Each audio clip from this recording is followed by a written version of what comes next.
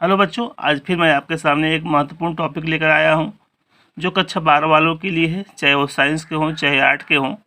उनमें एक प्रश्न जो आता है वो कहानी से आता है।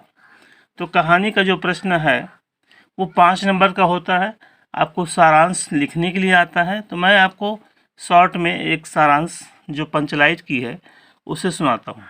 तो यह पंचलाइट जो कहानी है फणीश्वर नाथ रेणु की लिखी हुई कहानी है। कहानी को स्टार्ट करते हैं। पंचलाइट कहानी रेणु द्वारा लिखित है, जो बिहार के एक अशिक्षित समुदाय की थी।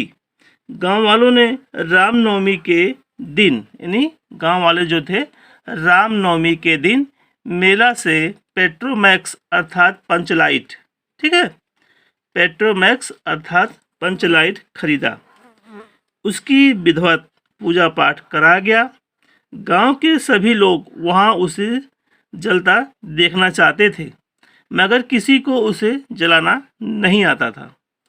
सबके चेहरे उदास थे, लेकिन मुन्नरी को पता था कि गोधन को पंचलाइट जलाने आता है। लेकिन सरदार ने उसे इस लिए गांव से निकाल दिया है कि वह मुन्नरी के घर के सामने, मतलब मुन्नरी के घर के सामने से वो गुजरता था तो वह गाना गाते जाता था। इसकी शिकायत मुन्नरी की माँ सरदार से की थी, ठीक है।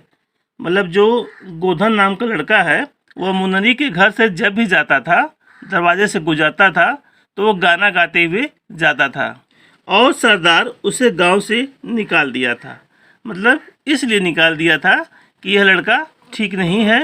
मुन्नरी किसी तरह चालाकी से टोली में यह बात फैला दी कि गोधन पंचलाइट जला लेता है। मतलब मुन्नरी जो है अपने बताती नहीं है, लेकिन उसे इस बात का पता था कि गोधन जो है पंचलाइट वह जला लेता है। तो बहुत चालाकी के साथ, समझ लीजिए आप, कि बहुत चालाकी से, किसी को शक न हो, बहुत चालाकी से अपने सहेली के माध्यम से वह सरदार को यह बात पहुंचा देती है, ठीक है।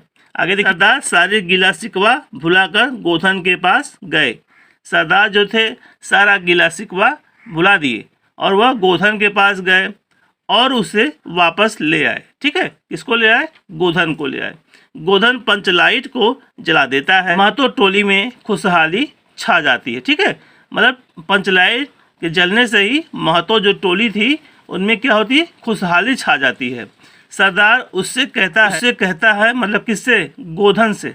सरदार गोधन से कहता है, तुम्हारा 7 खून माफ, गाओ अब सलीमा का गाना, ठीक है। अंत में गुलरी काकी ने गोधन को रात के खाने पर आमंत्रित किया।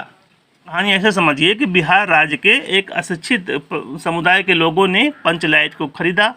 अब उसे जलाने के लिए किसी को आता नहीं था, ठीक है। उस समुदाय में किसी को पंचलाइट जलाने आता नहीं था। मुन्नरी को पता था कि एक गोधन नाम का जो लड़का है, जिसे गांव वालों ने गांव से बाहर निकाल दिया है, वह पंचलाइट को जला लेता।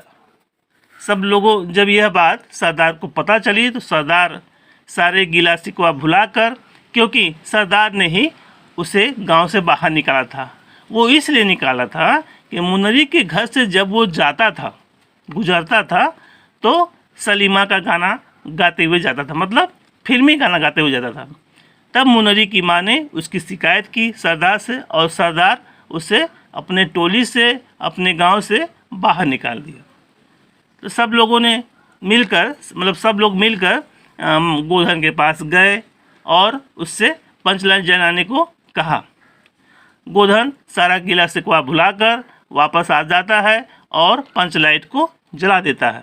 उसके जलते ही उस टोली के लोगों में खुशहाली छा गई और सरदार खुश होकर कहता है कि तुम्हारा 7 खून माफ, अब तुम गाओ खूब सलीमा का गाना। ये आप जरूर लिखिएगा बच्चों कि तुम्हारा 7 खून माफ, अब गाओ सलीमा का गाना। अंत में गुलरी काकी ने गोधन को रात के भोजन पर आमंत्रित करती। यह कहानी पंचलाइट कहानी का सारांश था, बहुत छोटा है, कम शब्दों में मैंने आपको बताया। आप इसे लिखकर 5 नंबर प्राप्त कर सकते हैं, ठीक है बच्चों। अगले वीडियो मिलते हैं। जय हिंद।